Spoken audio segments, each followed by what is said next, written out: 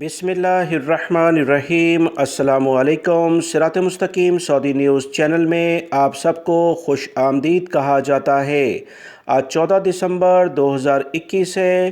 آج کی اہم ترین خبروں کا آغاز اس قرآنی آیت کے ترجمے سے کیا جاتا ہے۔ ارشاد باری تعالیٰ ہے، کہہ دو کہ جو لوگ آسمانوں اور زمین میں ہیں اللہ کے سوا غیب کی باتیں نہیں جانتے اور نہ یہ جانتے ہیں کہ کب زندہ کر کے اٹھائے جائیں گے۔ اللہ رب العزت ہمیں ان قرآنی آیات اور احادیث کو سمجھ کر ان پر مکمل عمل کرنے کی بھی توفیق عطا فرمائے، آمین۔ دوستو، آج کی ویڈیو میں کافی اہم معلومات ہیں، ویڈیو مکمل دیکھیے گا، لائک کر کے شیئر بھی کیجیے گا۔ سعودی وزیر خزانہ کی جانب سے ایک اہم اعلامیہ جاری ہوا ہے، جس میں دوستو وہی بات کی گئی ہے جو کہ کل میں نے اپنے دوسرے چینل پر ایک ویڈیو کے ذریعے آپ تمام بھائیوں کو ایک خوشخبری سنائی تھی کہ سعودی عرب میں 2022 سے کمپنیوں پر اقاموں کا ٹیکس یا دیگر ٹیکسز جو کہ ورکر کے لحاظ سے ان پر نافذ کیے جاتے ہیں، اور فیملی ٹیکس کے بارے میں کچھ اچھی خبر آ سکتی ہے۔ کچھ اسی سے ملتی جلتی اہم ترین اطلاعات سعودی وزارت خزانہ کی جانب سے بھی جاری ہوئی۔ سعودی وزیر خزانہ محمد الجدعان نے کہا کہ ہمارا مقصد سعودی عوام، پرائیویٹ سیکٹر کی کمپنیوں، اداروں اور مقیم غیر ملکیوں پر بوجھ کم کرنا ہے۔ سعودی وزارت نے پیر کو بجٹ 2022 میں وزراء کے ہمراہ ایک اہم پریس کانفرنس سے خطاب کیا ہے۔ سعودی عرب کے سرکاری ذرائع 2022 کے لحاظ سے بہت خوشخبریاں سنا رہے ہیں، جس سے انشاءاللہ غیر ملکی افراد کے بڑے مسئلے مسائل ختم ہو جائیں گے۔ یاد رہے، سعودی عرب نے گزشتہ روز بجٹ 2022 کا اعلان کیا ہے، جس میں متوقع آمدنی 1045 ارب ریال ظاہر کی ہے، جو کہ 2021 کے بجٹ سے 12.4% زیادہ ہوگی۔ آمدنی میں اضافہ تیل کی قیمتیں بڑھنے کی وجہ سے ممکن ہوگا۔ نئے بجٹ میں اخراجات کا تخمینہ 955 ارب ریال لگایا گیا ہے۔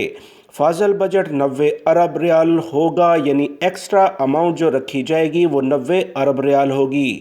2021 میں 85 ارب ریال آمدنی اخراجات سے زیادہ ہو گئی تھی، جس کی بنیاد پر سعودی حکومت کی جانب سے کوئی ٹیکسز میں کمی نہیں دیکھی گئی، مگر انشاءاللہ 2022 میں بہت زیادہ امید ہے، جس کی کافی حد تک سعودی وزارت خزانہ نے بھی آگے تشریح کر دی ہے۔ سعودی وزارت خزانہ نے مزید کہا کہ بجٹ آمدنی کی درجہ بندی بدل دی گئی ہے۔ ارامکو کے اندراج کے بعد بجٹ کے حوالے سے نیا طریقہ کار اپنایا گیا ہے، تیل کے متوقع نرخوں کی بنیاد نہیں بنایا گیا۔ لہٰذا دوستو، بہت زیادہ امید ہے کہ سعودی عرب میں جو کمپنیوں پر ورکرز کے لحاظ سے، سعودیزیشن کے لحاظ سے ٹیکسز لگے ہیں، اگر کسی کمپنی میں زیادہ سعودی ہیں تو 8600 کے قریب فی ورکر کے اقامہ فی سالانہ کی بنیاد پر ادا کرنی پڑتی ہے، جبکہ ایسی کمپنیاں جہاں سعودی شہریوں کی تعداد کم ہے وہاں پر 9600 کے قریب رقم ادا کرنی پڑتی ہے، ریال ادا کرنے پڑتے ہیں۔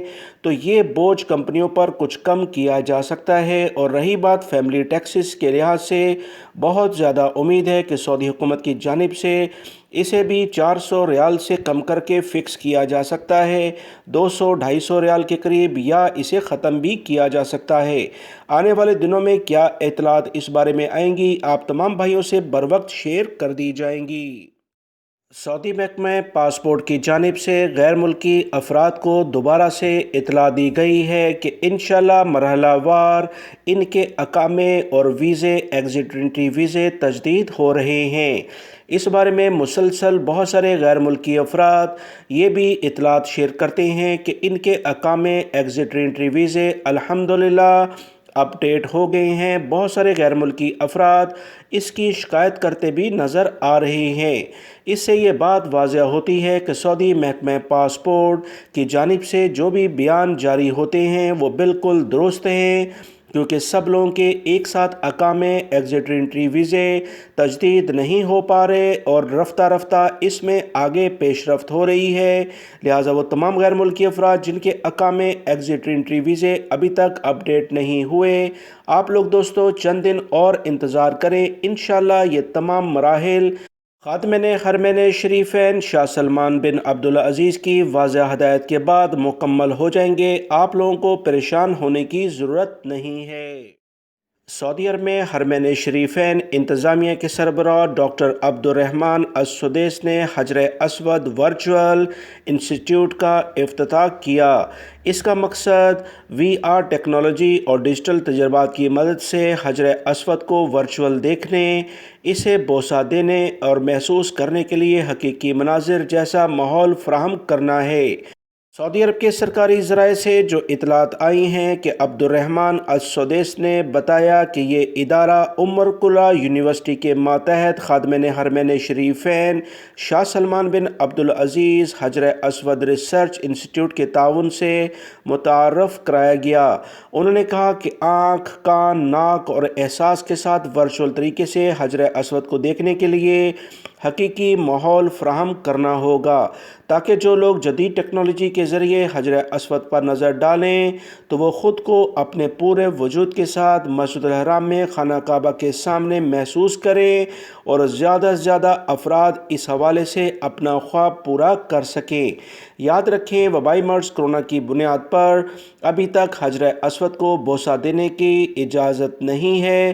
پچھلے دنوں اس بارے میں کچھ اقدامات کیے گئے تھے مگر ابھی تک اس بارے میں حتمی اعلامیہ جاری نہیں ہو سکا۔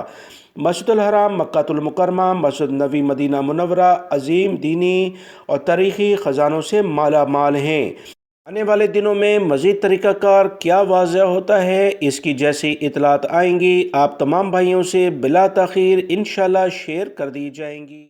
سعودی عرب میں سیکیورٹی اداروں کا ایک اہم جو سیٹ اپ ہے نزا کہلاتا ہے، جو غیر قانونی طور پر سعودی عرب میں غیر قانونی ذرائع سے آمدن حاصل کرتے ہیں، چاہے پرائیویٹ سیکٹر ہو یا گورنمنٹ سیکٹر کے افسران، وہاں کے ملازمین، ان تمام افراد کی گرفتاری اسی نزا اتھارٹی کے ذریعے کی جاتی ہے۔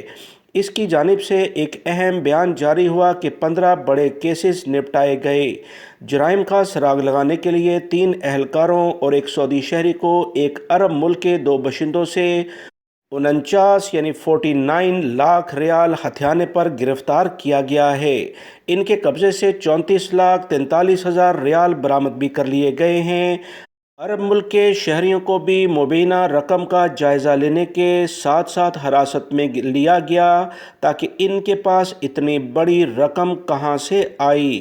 سعودی عرب کے سیکیورٹی اداروں نے کہا کہ اس طرح سے ناجائز ذرائع سے جو لوگ آمدن حاصل کرتے ہیں اسے ناجائز ذرائع سے ہی اپنے ملکوں میں بھیجنے کی کوشش کرتے ہیں۔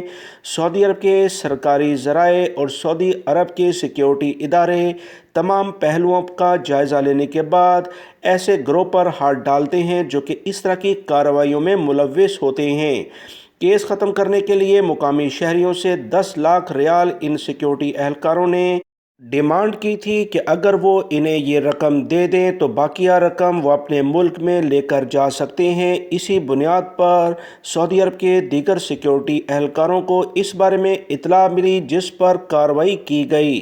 یاد رکھیں، ایک پولیس آفیسر، میونسپلٹی کے انجینئرز، محکمہ شہری دفاع کے آفیسر، پرائیویٹ ٹریڈنگ انسٹیٹیوٹ کے ذمہ دار، وزارت داخلہ کے 3 افسران، بلدیہ کے بہت سارے اہلکار اس کیس میں پکڑے گئے ہیں۔